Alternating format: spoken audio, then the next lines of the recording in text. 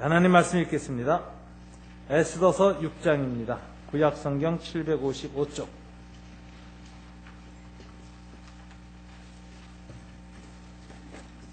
1절부터 14절까지 교독하겠습니다. 제가 먼저 1절을 읽겠습니다.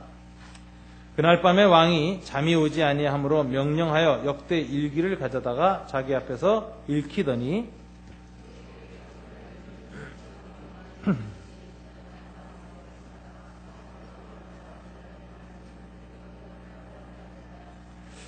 왕이 이르되 이 일에 대하여 무슨 종기와 관작을 모르드게에게 베풀었느냐 하니 측근 신하들이 대답하되 아무것도 베풀지 아니하였나이다 하니라.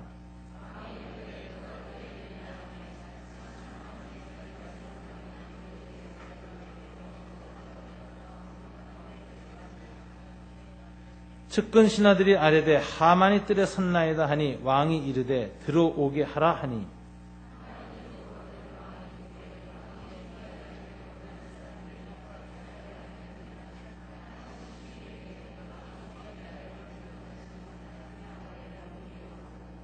왕께 아뢰되 왕께서 사람을 존귀하게 하시려면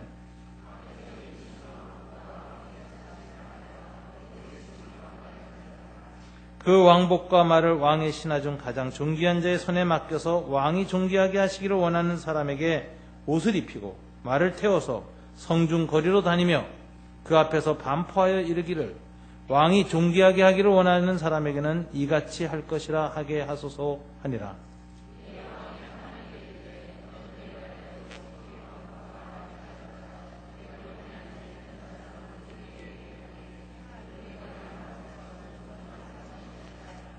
하만이 왕복과 말을 가져다가 모르드게에게 옷을 입히고 말을 태워 성중 거리로 다니며 그 앞에서 반포하되 왕이 존귀하게 하시기를 원하는 사람에게는 이같이 할 것이라 하니라.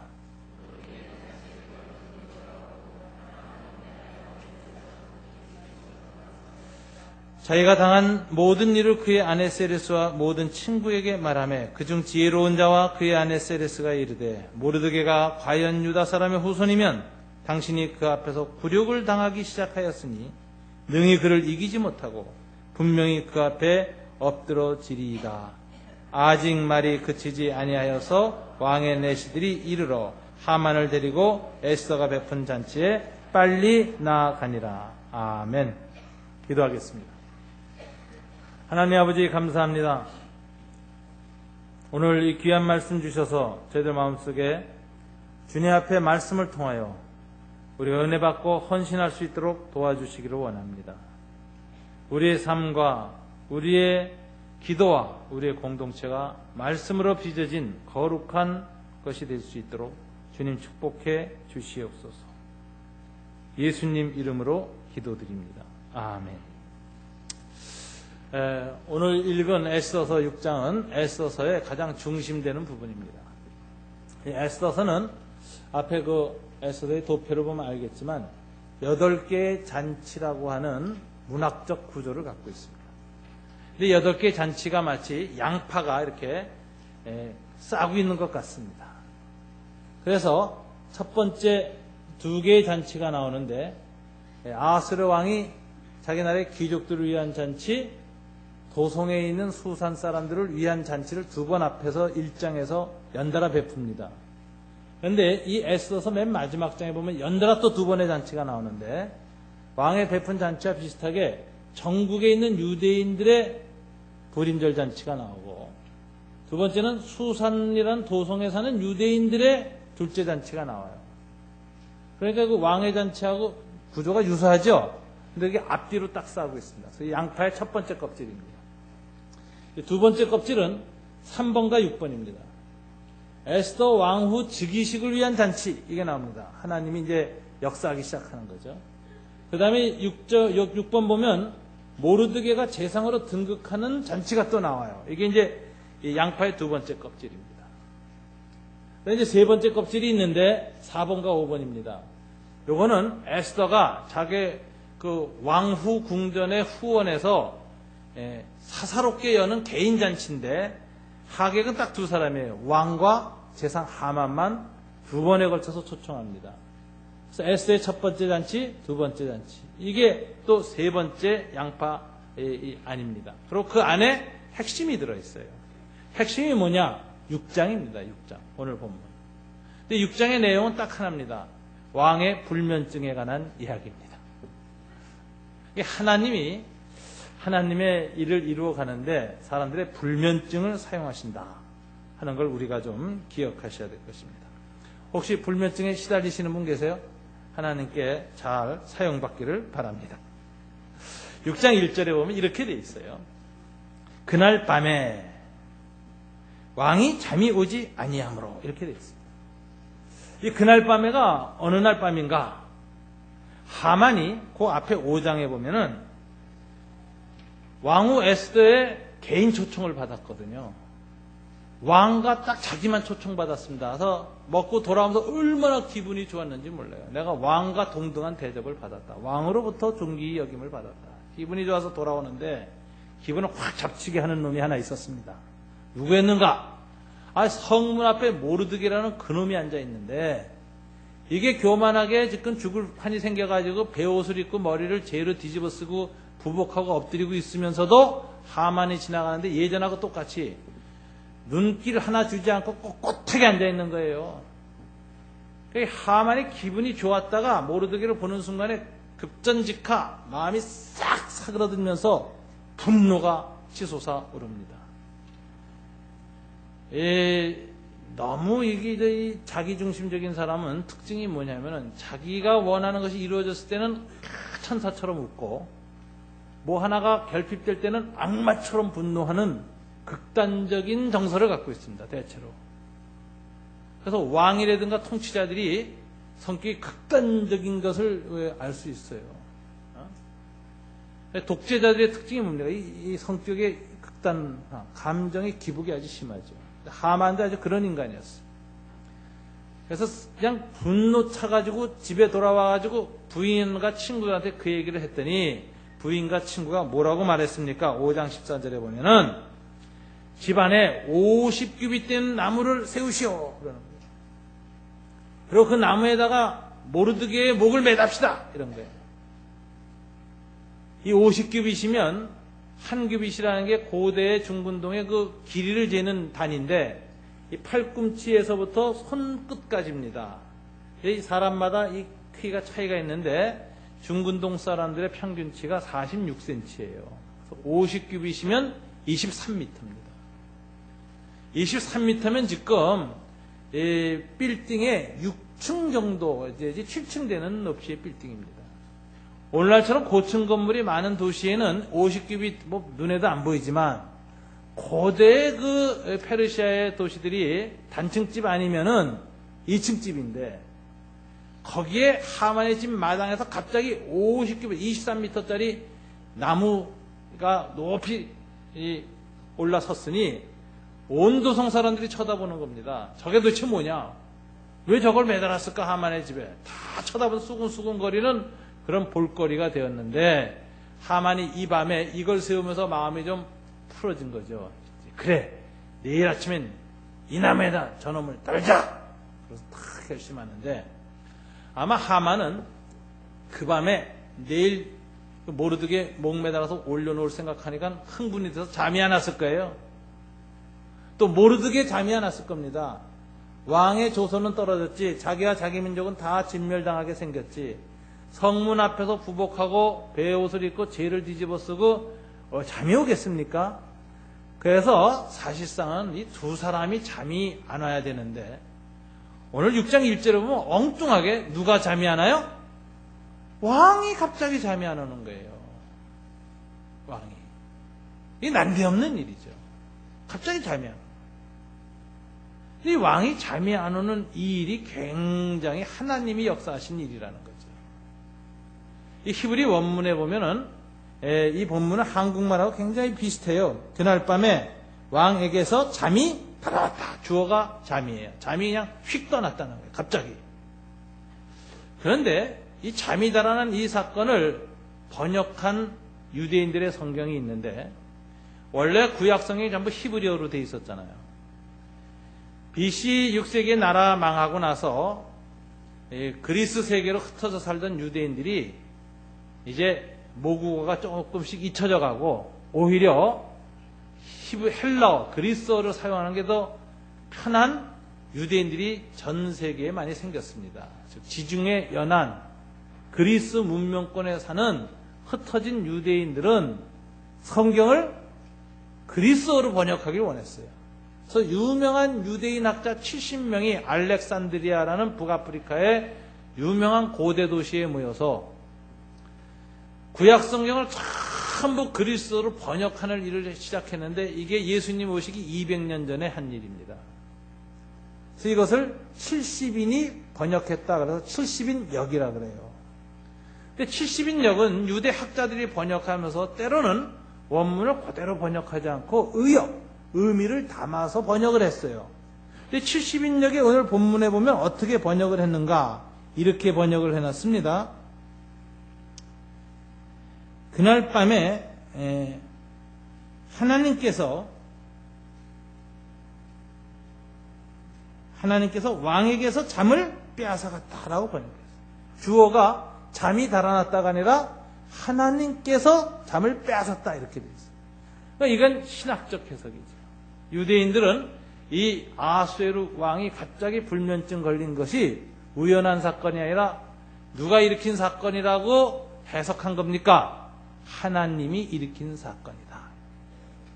하나님이 갑자기 왕의 잠을 뺏어갔고 잠이 오지 않으니까 왕이 뭘 보기 시작했느냐? 측근 내시를 불러서 야 역대 일기를 가져다가 읽어라. 그래서 잠이 안 오니까 여러분 잠 안 올 때 보는 책 있죠?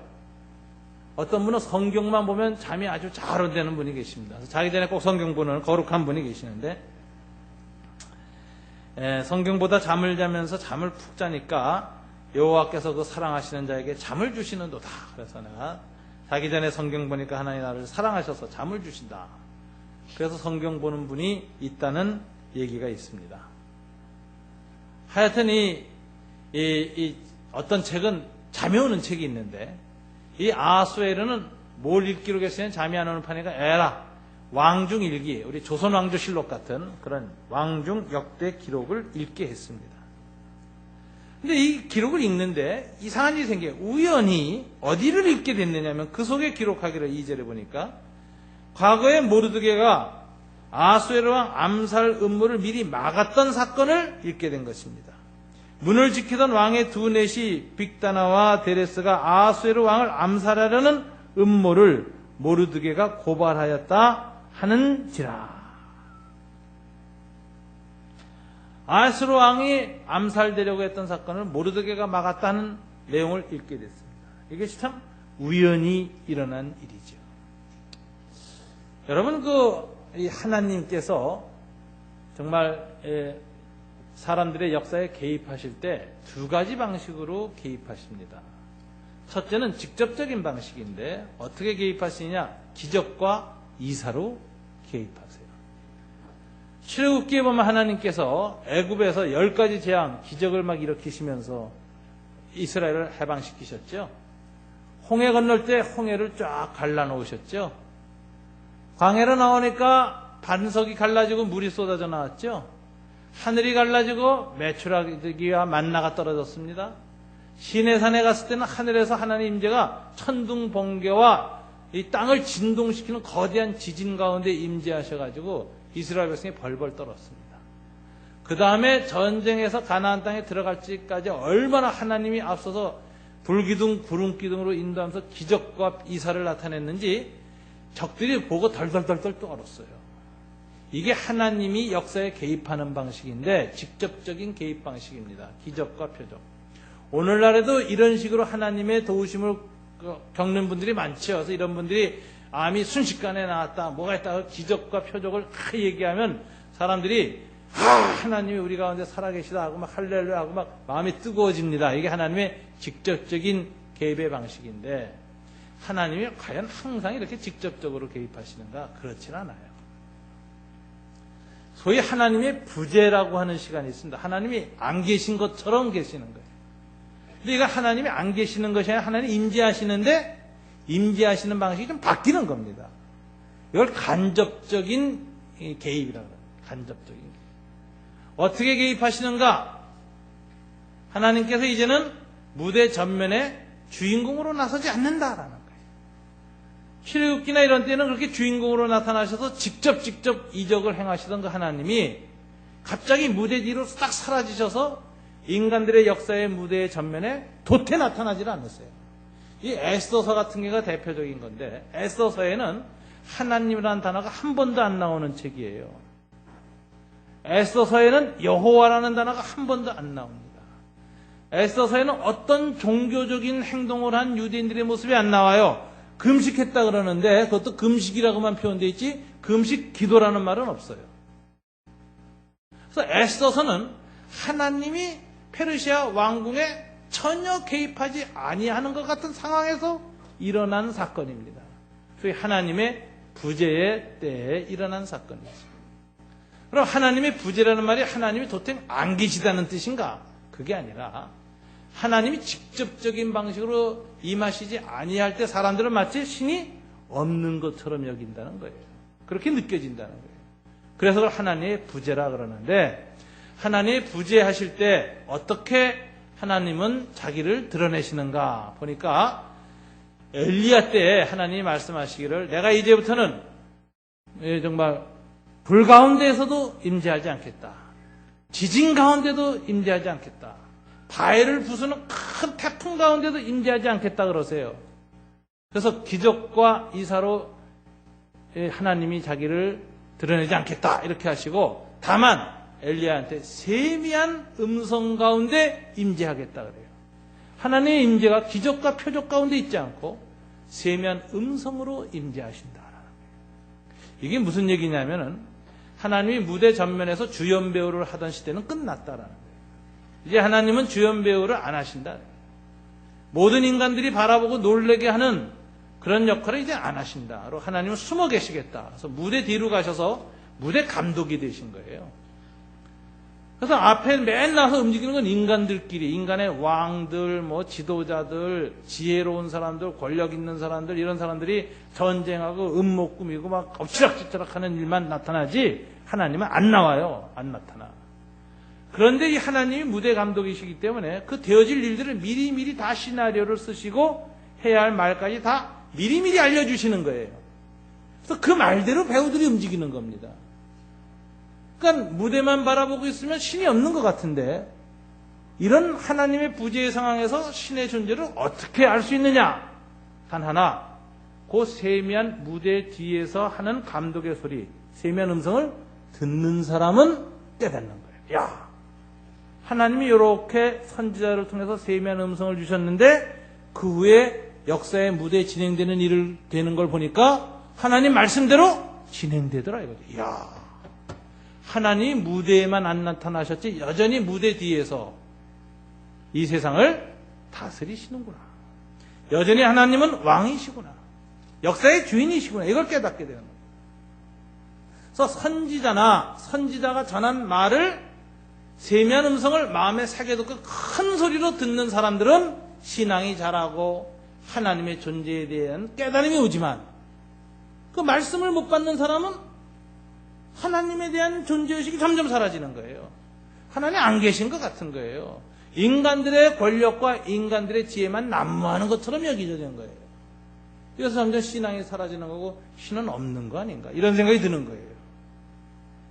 이게 하나님의 부재인데, 이 하나님의 부재의 시대에는 하나님이 역사를 어떻게 움직이느냐, 방금 말씀드린 것처럼 세미한 음성 말씀으로, 두 번째는 뭐예요? 섭리로. 이렇게. 그러니까 섭리와 말씀으로 역사를 다스리는다. 하나님의 직접적인 다스림은 기적과 이사로 나타나나, 간접적인 다스림은 하나님의 섭리와 말씀으로 다스린다. 이걸 알아요. 그래서 성도들이 요즘 우리 매일 성경이나 또는 우리 생명의 상 같은 묵상집을 읽고 날마다 말씀, 세미한 음성을 듣는 훈련을 하는 사람은 우리의 일상 중에 하나님이 세미한 음성으로 말씀하시는 걸 미리 듣고 깨달아요. 또 현재 부닥치거나 지나간 일에 대한 깨달음이 와요. 그러면서 아하, 이게 하나님이 이렇게 말씀하신 사건이었구나. 그 일이 이루어진 것이었고 앞으로 이루어지겠구나. 이래서 다른 사람들은 하나님을 못 느끼는데 그 사람은 묵상을 통해서 하나님의 세미한 음성을 들으니 하나님의 존재와 임재를 깊이 깨닫게 되는 겁니다. 그래서 묵상이 중요해요. 두 번째는 하나님이 전혀 나타난 것 같지 않은 섭리의 사건을 해석할 수 있는 눈이 있어야 돼요. 이걸 세계관이라고 그래요. 기독교 세계관. 세상 사건들을 해석할 수 있는 눈이 있어야 돼요. 근데 하나님이 이렇게 간접적인 방식으로 섭리적 방식으로 역사에 개입할 때 일어나는 중요한 특징이 있습니다. 그게 뭐냐면 우연한 사건이 자꾸 일어난다는 거예요. 우연히. 저희가 대학 다닐 때 교양 입문서로 가장 많이 알려졌던 책 중에 하나가 케임브리지 대학의 역사 교수였던 이에치 카라는 분의 책이 있었어요. 여러분도 기억하실 거예요. 역사란 무엇인가라는 책입니다. 그 책의 한 챕터 중에 하나가 역사의 우연과 필연에 관한 장이 있어요. 그 카 교수는 이런 얘기를 합니다. 역사는 가만히 보면 우연과 우연의 연속으로 사건이 진행되는 것 같은데 시간이 지난 다음에 결과론적으로 마지막에 일어난 사건을 바탕으로 이 일이 왜 일어났을까를 거꾸로 뒤집어 보면 과거에 우연히 일어난 것 같은 사건이 사실은 다 필연적인 것이었다. 이런 얘기를 하는 거예요. 우연의 반복이 필연을 만든다. 이런 얘기를 해요. 이걸 조금 더 쉽게 요즘 사건으로 설명하면 9.11 테러 때요. 탈레반 사람들이 알카에다가 비행기를 몰고 뉴욕 그 도시를 이제 들어가서 부닥칠 때 그 건물이 그렇게 무너질 줄은 그들은 생각도 못했을 거예요. 그냥 펑 하고 중간에 구멍 뚫고 말할 거라고 생각했을 겁니다. 미국 사람들도 어느 누구도 그 거대한 건물이 비행기가 가운데 뚫고 터졌다 그래서 다 무너질 거라고는 생각도 못했을 거예요. 그러니까 내 생각엔 알카에다의 그 지휘자도 그 사건 딱 보면서 이랬을 거라고. 예상치 못한 사건이에요. 너무 크게 벌어져서. 그 철 구조물로 된 게 그 안에서 비행기가 터질 때 그렇게 역학적인 문제가 생기면서 위에서부터 그렇게 붕괴될 줄 인류 역사 누가 알았겠습니까? 그렇게 쾅 하는 사건이 터졌어요. 그럼 그 사건이 계속해서 정말 우연이라고 할 수밖에 없는 사건들을 만들어 가는데 그 전쟁에 아프가니스탄 전쟁 터졌죠. 이라크 전쟁 개입하고 막 그랬잖아요. 그러면서 또 그때 말이야 우연인지 조작인지 모르지만 CIA가 미국이 이라크의 후세인이 대량 살상 무기를 갖고 있다고 또 거짓 보고를 해냈어요. 그러니까 이라크 석유에 대한 욕심이 있었던 미국의 석유 재벌들과 그 석유 재벌들의 지지를 받아 대통령이 된 조지 부시 대통령이 전쟁을 질렀습니다. 막대한 군비가 들지 않겠습니까? 근데 그 돈 어디서 뽑아내요?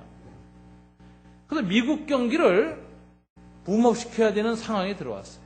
그래가지고서는 은행의 금리를 0%로 만들고 집을 사겠다면 다 돈을 그냥 신용이 없어도 막 대출해야 되는데 노숙자도 대출을 받는 상황이었어요. 그 당시. 그래서 집을 사기만 하면 한 달, 두 달 내에 집값이 10,000불, 20,000불씩 뛰니까 그때는 대출 얻어서 0% 이자인데 그거 사가지고 집을 안 사는 사람은 바보라 그랬어요. 그래서 제가 아는 미국의 장로님이니 이런 사람들 다 집 사기 시작했어요. 응? 근데 그렇게 집을 사니까 또 오르잖아요. 그 다음에 그 집값이 오르니까 이 사람들이 기분이 좋아서 이제 마서 외식다고 펑펑 쓰기 시작해요. 그래서 동네 레스토랑이니 뭐 슈퍼마켓이 다 잘 돼. 그래서 소비 경제가 살아나니까 또 주가가 올라. 그러니까 주식값에 또 사들여가지고 또 주식값이 올라요. 이래가지고 미국이 흥청멍청하고 그 돈 갖다가 그냥 이라크에다 갖다 쏟아부은 거죠. 이러는 과정 중에서도 사람들이 이제 도덕적으로 해이해지고 월가에 그런 문제가 생기고 이러다가 결국 어떻게 됐습니까? 팡! 하고 터져서 금융위기가 나서 지금 망한 거예요. 전 세계가 함께 무너져 내려앉고 미국이 아직 향후 10년간 일어날 가능성이 없다는 그런 비관적 전망을 갖는 이 추락을 지금 하고 있는 겁니다. 여러분, 금융위기가 어떻게 왔느냐? 중간 과정을 하나하나가 막 맞물려서 정신없이 우연히 막 이끌려간 것 같은데 결과를 놓고 보니까 9.11 테러부터 시작하고 그 전부터 기독교 우파 정보가 나오고 근본주의적인 종교적 증오를 갖고 있는 사람이 대통령이 됐고, 그러면서 미국의 부자들과 기득권을 가진 사람들을 위한 세계 정책을 펼쳐나가고, 이런 것들이 이런 일들을 만들어내서 결국은 이렇게 만들었다는 그 우연이었듯 보던 사건들이 나중에 보니까 다 필연으로 드러나는 거예요. 그래서 역사가들이 하는 얘기가 있어요. 어떤 일이 필연적으로 일어날 수밖에 없었다라고 해석되어지는 그 사건들을 가만히 보면 진행 과정에서는 다 우연의 연속이었다, 이런 얘기를 합니다. 여러분, 하나님께서 만일 인간 사회 속에서 어떤 일을 이루시려는 뜻을 갖고 계시고 그 뜻을 향해서 뜻을 작정하시면 그때마다 기적과 이사로 나타나서 막 땅을 뒤흔들면서 그걸 이루십니까? 아니면 그와 관련된 사람들이나 일들 가운데 우연히 계속 반복돼서 일어나면서 그 일을 이루는 이 섭리적 방식을 택하실까요? 하나님께서는 의외로 섭리적 방식으로 주님의 뜻을 이루시는 겁니다. 그래서 우연한 일이 자꾸 일어나면서 하나님의 뜻이 이루어지는 걸 보면 이건 하나님의 섭리다, 이렇게 봐야 돼요. 그것이 하나님의 섭리라는 걸 미리 알 수 있는 방식은 말씀을 통해서 미리 깨달으면 알게 되는 거예요. 그러나 말씀을 통한 묵상이 없고 세미한 음성으로 하나님의 뜻을 분별 못하는 사람들은 어떻게 하느냐? 섭리적 인도가 기이하게 하나님의 뜻을 이루는 방식으로 나아가면 이건 하나님이 우리의 상황 속에 개입하셨다라는 거예요. 하나님이 인간의 상황에 개입하시는 방식, 우연입니다. 오늘 본문에 보면 이 에스더 사건에 하나님 임재하실 때 우연히 임재하는 방식이 참 많아요. 우연히 잠이 안 와요. 우연히 모르드게가 공을 세운 본문을 우연히 그걸 읽게 돼요. 그래가지고 왕이 3절에 보면 측근에게 묻습니다. 이 일에 대해서 무슨 보상을 모르드게에게 베풀었느냐? 이러는 겁니다. 이거 굉장히 중요합니다. 헤로도토스의 글에 보면 이 페르시아 왕들은 대부분 암살당했습니다. 그래가지고 이 암살당해가지고선 항상 이 공포에 떨었기 때문에 최고의 명예를 누구한테 주냐? 암살 음모를 고발한 사람을 최고로 잘 대해줘요. 그게 자기가 사는 길이에요. 그러니까 이 왕도 마찬가지죠. 내 암살 음모를 알려준 모르드게에게 보상을 했느냐? 했더니 측근 신하들이 대답하되 아무것도 베풀지 아니하였나이다 합니다. 이거 벌써 5년 전 일이거든요. 5년 전 일 왜 아무것도 베풀지 않았을까요? 망각했기 때문에. 그 왕이 그런 놀라운 사건을 겪고서도 아무것도 보상 안 했다는 것이 이게 우연히 일어난 일이었죠. 우연히 망각했죠. 망각하려고 몸부림쳐서 망각하는 사람이 어디 있어요? 우연히 망각하는 거죠. 하나님이 이렇게 망각을 시킨 겁니다. 근데 이것을 우연히 5년 후에 잠이 안 와서 역대 일기를 읽다가 우연히 발견하게 되는 겁니다. 우연의 연속이 일어나고 있습니다. 근데 또 우연한 일이 일어납니다. 4절. 왕이 이제 이걸 보고 이 사람한테 상을 줘야 되겠다 결심하고 누가 뜰에 있느냐 명령 내려고 했는데 오늘 본문에 보니까 어떤 단어가 나요? 누가 뜰에 있느냐 하매 마침 이것도 우연이죠. 하만이 와 있어요. 하만이 왜 와 있을까요? 밤에 잠이 안 온 거야. 내일 모르드게 목 매달 생각하니까. 그래서 일찍 가서 왕의 그 왕궁 앞에 가서 있다가 임금이 일어나기만 하면 제일 먼저 들어가서 하만 목 매달게 해달라고 요청해서 받아내가지고 목 매달아야지. 그 기대에 들떠서 문 앞에 앉아 있는데 왕이 누가 뜰에 있느냐 하니까 마침 하만이 자기가 세운 나무에 모르드게 달기를 왕께 구하고자 왕궁 바깥에 딱 일어났습니다. 하필이면 그때. 그런데 측근 내시들이 이르되 하만이 뜰에 섰나이다 하니까 왕이 하만이 와 있다. 그래 어서 들어와. 이렇게 해서 이제 들어옵니다. 우연히 하만이 이제 들어온 겁니다. 6절에. 왕이 또 묻습니다. 왕이 존귀하게 하기를 원하는 사람이 있는데 어떻게 해야 그 사람을 존귀하게 만들 수 있겠느냐 하고 이제 물어요. 하만이 속으로 생각하기를 심중에 이르되 뭐라고 해요? 이건 내 얘기구나. 왕이 존귀하게 하기를 원하시는 자는 나 외에 누구리요? 요걸 착각이라는 거죠. 왕은 모르드게 생각하고 말하는데 하만은 자기라고 착각하는 거예요. 여러분, 하나님이 우연히 사용하는 두 가지 방식이 있는데 망각과 착각. 굉장히 중요한 거예요. 이게 하나님이 사용하면 절묘한 그 구도를 갖게 되는 거예요. 이 망각이 하나님이 사용하면 굉장히 좋은 쪽으로 사용된다는 거 아세요? 요즘 그 황혼 이혼하는 사람들이 가끔 있어요. 저는 우리 교회에서 절대로 이혼 상담은 받지 않습니다. 그 이유가 뭐냐면은 그 이혼 상담을 받다 보면 부부 사이에 못 들을 일을 내가 다 듣게 돼요. 그 다음에 위기 때 서로 죽을 것처럼 싸울 때는 속에 있는 얘기 다 했는데 정신 차리고 부부가 좋아지면 그 말한 게 부끄러워서 교회를 떠나. 그래서 제가 이혼 상담 안 받습니다. 그래서 이제 상담은 항상 상담 목사님한테 넘긴다 하는 거고. 두 번째는 부부 이혼 상담하다가 칼 맞아 죽은 목사님이 있어요. 새벽에 칼 맞았어요. 의처증 걸린 남편한테 칼 맞았다. 그러니까 그거 굉장히 위험한 거예요. 그래서 이혼 상담은 안 한다. 그래가지고 저희 교회는 유충선 목사님 세워서 내 대신 칼 맞으셔. 그래서 이제 딴 교회 가면 가끔 이혼 상담하게 될 때가 오는데, 이혼하겠다고, 황혼 이혼하겠다고 오는 분들 보면 제가 조금만 계시면 두 분 사이가 굉장히 좋아질 텐데 왜 이혼을 하느냐. 제가 이제 극구 말려요. 이 두 분이 조금 있다가 우리가 좋아질 걸 어떻게 합니까? 그래요. 아유, 틀림없이 좋아집니다. 왜냐면요, 조금 나이가 먹으면 치매에 걸립니다. 치매에 걸리면은 서로 잊어버려가지고 날마다 새 남자, 새 여자하고 사는 걸로 착각하는 거예요. 그래서 매일 새 신랑, 새 신부로 행복하게 살게 될 때가 곧 오는데 왜 이혼하십니까? 제가 웃으면서 그래요. 이 망각도 하나님이 쓰시면 좋은 결과가 있다는 예지요.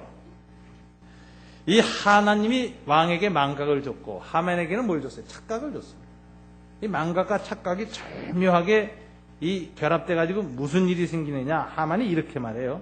7절에 왕께 아뢰되, 왕께서 사람을 존귀하게 하시려면, 그래가지고 이렇게 얘기합니다. 첫째, 왕께서 입으시는 왕복을 주십시오.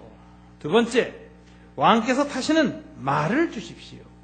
세 번째, 머리에 쓰시는 왕관을 가져다가 했는데 요걸 잘못 해석하면 이 모르드게 위에다 왕관을 씌우라는 건데 이거는 안 되는 일이죠. 그래서 이 학자들에 따라서 여기 의견이 분분한데 대체로 이런 얘기입니다. 왕이 타는 말 위에다 왕관을 씌웠대요. 그래서 구별을 했다는 겁니다. 왕의 말을. 그런데 이제 아마 왕의 머리에 쓰는 왕관이 아니겠나 이런 얘기인데. 9절에 보면 그 왕복과 말을 왕의 신하 중 가장 존귀한 자의 손에 맡겨서, 그러니까 이 존귀케 할 사람보다는 조금 아래 존귀한 사람에게 이 말을 맡겨가지고 어떻게 하느냐? 그 사람이 왕이 존귀케 하시기를 원하는 사람에게 옷을 입히고 말을 태우게 한 다음에 그 사람이 성중에 다니면서 그 앞에 반포하라 이거예요. 보통 일반 고관대작은 하인이나 종배들이 이제 말 잡고 가면서 물러거라 비켰거라 영상대가 나가신다 이렇게 외치잖아요. 근데 이번엔 그게 아니라 재상이 말꼬리를 직접 머리를 잡고 가면서 외치라는 거예요. 왕이 존귀하게 하기를 원하시는 사람에게는 이같이 할 것이라 하게 하소서 하리라. 이 하만은 자존망대한 사람입니다. 자뻑이 너무 심한 사람이에요. 이 하만의 이 짧은 이 두 기절에서 나온 단어가 8번 나온 단어가 왕이라는 단어예요. 이게 뭐죠?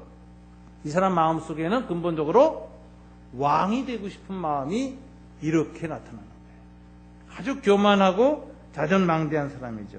이렇게 하소서라고 했습니다. 근데 10절에 보면 대역전 반전이 나오죠.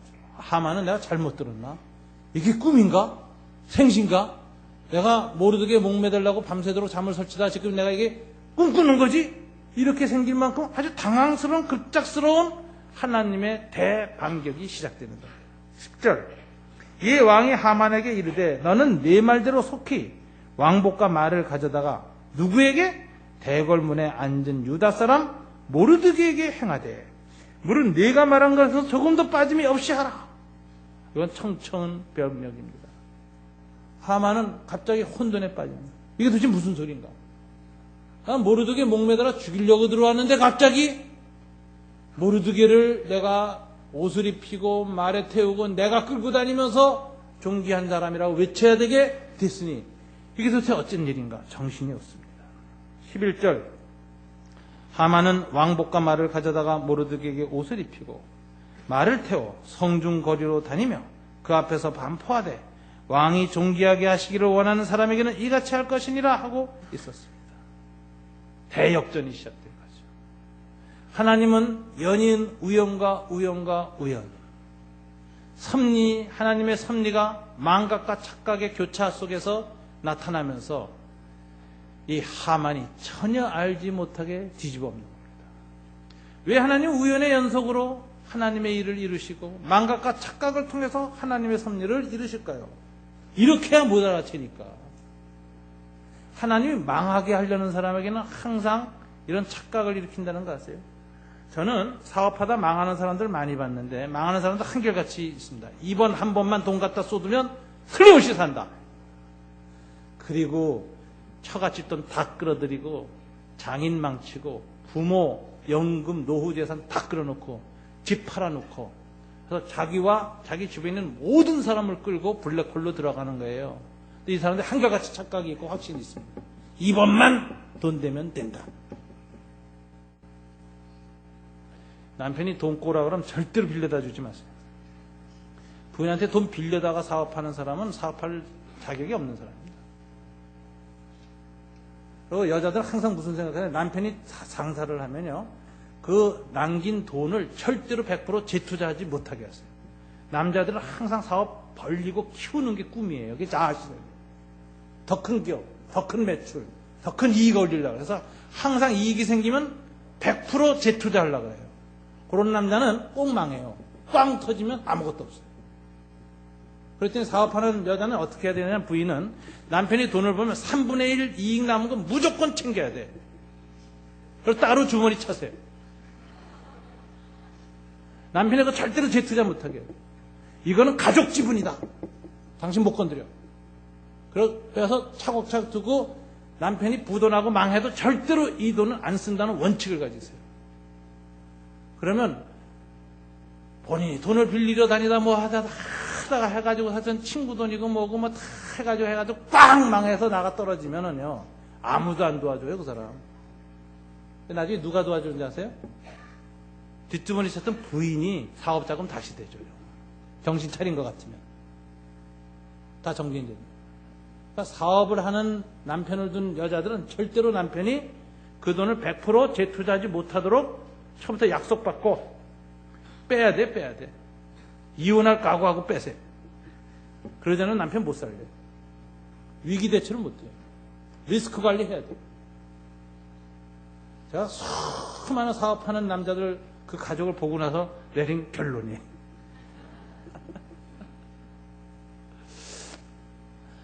이게 참 어려운데 하여튼 이렇게 하나님께서 우연의 연속이 일어나게 하고 착각과 망각을 일으키면서 사람을 망하게 할 때가 있어요.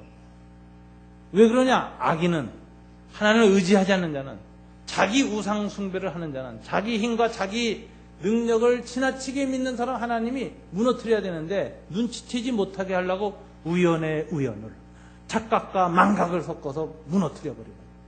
하만이 그렇게 무너져요. 그래서 하만은 정신이 없어졌어요. 그래서 12절 보세요. 모르드게는 다시 대궐문으로 돌아오고 모르드게는 다시 자기의 원래의 자리로 돌아갑니다. 대궐문 앞에 있는 자기의 재판장 자리로 조용히 딱 돌아갑니다. 하만은 어떻게 하겠습니까? 번뇌하여 머리를 싸고 급히 집으로 돌아가서 이게 꿈인가 생신가 막 정신없이 혼돈 상태로 돌아갔습니다. 그리고 13절에 자기가 당한 모든 일을 그의 아내 세레스와 모든 친구에게 말하매 그중 지혜로운 자와 그의 아내 세레스가 이르되 묘한 말을 합니다. 자기의 고통과 고민을 아내와 친구한테 얘기했더니 이 아내와 친구가 뭐라고 말하는가 다 같이 한번 읽어볼까요? 이르되 다음부터 시작. 모르드게가 과연 유대 사람의 후손이면 당신이 그 앞에서 굴욕을 당하기 시작하였으니 능히 그를 이기지 못하고 분명히 그 앞에 엎드러지리이다. 여러분 이 말이 이상하잖아요. 정상적으로 하면 그 아내와 친구가 뭐라 그래요? 아유 오늘만 그랬지 앞으로는 모르드게를 다시 꺾을 날이 있을 거예요. 걱정하지 마세요. 이래야 되는데 아내와 친구들이 뻘쩍 입 열어서 한다는 말이 뭐예요? 너는 모르드게가 만일 유대인이라면 당신은 못 이겨. 그 앞에서 이제 엎드려지는 거야. 이러고 딱 아주 비관적이고 부정적이고 저주 같은 말이 톡 튀어나왔는데 이게 어떻게 나온 걸까? 이것도 이상한 일입니다. 이것도 하나님이 이 지혜자들의 마음속에서 이 말이 톡 튀어나오게 역사한 거예요. 그러지 않고서 이런 말을 할 수가 없어요. 근데 이 말은 가만히 보면은 비록 하만의 아내와 친구들이 한 말이지만 하나님의 예언이 성취된 말입니다. 이 아멜렉 족속, 하만 족속에 대한, 하만 집안에 대한 하나님의 이미 모세 때의 예언이 있었습니다. 두 가지 기절이 있는데요. 한번 띄워주세요. 먼저 출애굽기입니다. 17장 16절에 보면 이런 기절이 나옵니다. 다 같이 한번 읽어볼까요? 이르되 여호와께서 맹세하시기를 여호와가 아말렉과 더불어 대대로 싸우리라 하셨다 하였더라. 하나님 모세에게 준 예언이에요. 여호와께서 누구와 대대로 싸워? 아말렉 족속과 그리고 오늘 하만의 집안까지 하나님이 대대로 싸워서 씨를 말리겠다. 이렇게 하나님이 저주 선언이 있었어요. 민수기 24장 20절에도 이렇게 되어 있습니다. 다 같이 읽어볼까요? 또 아말렉을 바라보며 예언하여 이르기를 아말렉은 민족들의 으뜸이나 그의 종말은 멸망에 이르리로다 하고 아말렉 족속이 중근동 역사에서 최고의 종족으로 올라갔을 때 멸망시키겠다.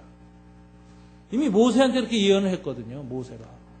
근데 이 예언이 이루어지는 거예요. 근데 이 예언을 생전 듣지도 보지도 못했던 이 하만의 부인과 친구가 말하는 겁니다. 이런 것들이 우연과 섭리를 통해서 나타나는 하나님의 작전이죠. 뜻입니다.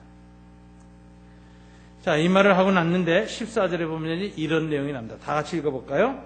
아직 말이 그치지 아니하여서 왕의 내시들이 이르러 하만을 데리고 에스더가 베푼 잔치에 빨리 나아가니라. 결정적인 단어는 빨리예요. 하만은 정신 차릴 새가 없는 거예요. 하만은 첫 번째 왕후 에스더의 잔치에 들어갈 때도 급히 들어갑니다. 왜? 에스더가 왕과 하만을 초청합니다. 그러니까 왕이 급히 하만 보러 들어오라 그랬거든요. 하만이 급히 들어와서 에스더의 첫 번째 잔치에 갔습니다. 돌아와서 자기 집에다가 장대를 매달고 났는데 새벽에 급히 가고 싶은 거예요. 그래서 왕이 아직 잠도 안 깰 시간에 급히 갔는데 왕이 그냥 도착하자마자 누가 있느냐? 그래서 끌려 들어가가지고 급한 명령을 받아요. 급히 시행하라. 정신없이 그대로 가서 시행했어요. 정신이 하나도 없어요. 그리고 돌아와서 자기 아내와 친구한테 이 얘기를 끊자마자 또 무슨 일이 생겼습니까? 왕의 내시들이 이르러 하만을 데리고 빨리 나가는데 어디로 데려가요? 자기 죽을 자리. 영원히 못 돌아올 자리. 에스더의 두 번째 잔치로 가는 겁니다. 하나님이 급하게 역사하십니다. 하나님은 참고 계시다가 여전히 오만하고 여전히 버릇을 안 고치고 여전히 하나님 앞에 대해서 대적하고 교만한 자세를 갖고 있으면 참고 있다가 역사를 시작하시면 아주 급히 갑작스럽게 역전에 역전, 업어치기를 계속하는 거예요. 반복해서. 연달아 공격하시기 때문에 이 혼란 상태에서 급히 끌려가는 거예요. 이 하만은 얼마나 통제하기를 좋아하는 사람입니까? 이 아하수에로 왕이나 하만은 무엇인가 완벽하게 자기 뜻대로 움직여야 되는 사람이에요. 자기 뜻대로 움직이지 않는 꼴을 못 보는 사람이에요. 하만이 왜 모르드게 죽이려고 했어요? 자기 뜻대로 안 움직이니까. 하만 앞에서 무릎을 안 꿇으니까 저놈 죽여야지. 집착한 겁니다. 완벽주의자들의 특징은 집착이 심하다. 완벽주의자들은 완벽하게 자기 계획대로 안 움직일 때 불안과 공포를 느껴요. 그리고 완벽하게 착착 맞아 돌아가야 평안과 행복을 느껴요. 근데 완벽주의자들의 문제점은 뭐냐? 그 모든 상황과 사람들을 자기 뜻대로 통제해야 되겠다는 무의식이 있는 거예요. 이건 뭐냐면은 자아의 우상입니다. 하나님의 자리에 내가 섰을 때 그런 현상이 일어나요. 절대적인 지혜, 절대적인 통제, 절대적인 권력을 추구하는 사람은 자신과 아내와 주변 사람들과 주변의 모든 상황에 대한 완벽주의적 통제에 집착에 사로잡힙니다. 그게 안 생기면 화가 나는 거예요. 분노가 생겨요. 짜증이 나는 거예요. 이런 사람 남편과 아내 됐다면 큰일 나는 겁니다. 고생 바가지로 하는 거예요. 이런 사람 아버지로 뒀다면 자식들은 도망가는 겁니다. 못 살아요. 어떻게 살겠어요? 근데 세상엔 이런 사람들이 출세해요. 이런 사람들을 유능하다 그래요. 이런 사람들이 CEO가 돼요. 다 그렇게 살려고 몸부림치고 그걸 따라가게 되죠. 이게 세상이 가는 길이에요. 그래서 세상의 성공은 자기를 강화시키고 자기 뜻을 성취시키고 자기 의지가 강하고 주변 사람들을 다 카리스마 갖고 꽉 쥐는 사람이 세상에서 승리하고 탁월한 사람이 된다고 하는 거죠.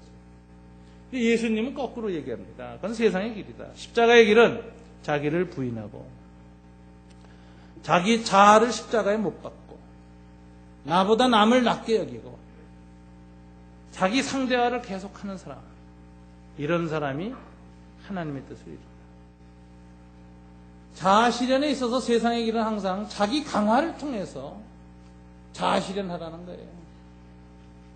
철 같은 의지를 가지고, 강철 같은 의지를 가지고, 확고한 자아를 가지고 다른 사람들을 철저히 통제하면서 일이 이루어지기까지 밀고 가라. 그러면 성공한다. 이게 세상의 메시지고요. 예수님은 진정한 자아 실현은 자기를 부정하고 자기를 십자가에 매달고 자기를 희생할 때에 온다. 그럴 때 하나님의 자아가 실현된다. 하나님의 형상이 회복된다. 세상의 일과 그리스도의 길은 거꾸로입니다. 하만 같은 사람은 이 세상의 길의 대표적인 사람. 이런 사람은 하나님 언제 칩니까? 그 자아가 교만한 자리에 딱 올랐으면 참고 참다가 치기 시작하십니다. 치기 시작할 때 어떻게 치신다고요? 우연의 연속으로. 그 다음에 빨리 급하게 망각과 착각을 교차하면서 몰아치는데 감당할 길이 없어요. 그래서 오늘 본문 마지막에 보면 빨리 나갔다는 말은 정신없이 끌려가는 거예요. 이 14절에 보면 하만은 이제 하나님의 포로가 됐어요. 제정신으로 가는 게 아니에요. 아직 얼떨떨하고 혼동상태에서 정신도 못 가다듬는데 왕의 내실이 갑자기 들이닥쳐서 갑시다 그러고 그냥 끌고서 잔치자리로 또 끌려가는 거예요. 이건 죽음의 자리로 끌려가는 사형수와 같은 거죠. 하나님 그렇게 역사하죠.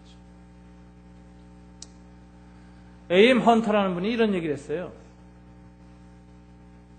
기도하는 사람에게는 우연한 좋은 일이 자꾸 일어나고 기도 안 하는 사람에게는 아무 일도 일어나지 않는다. 악한 사람에게는 어느 날 갑자기 우연히 나쁜 일이 계속해서 일어나고. 여러분 어떻게 사시겠어요?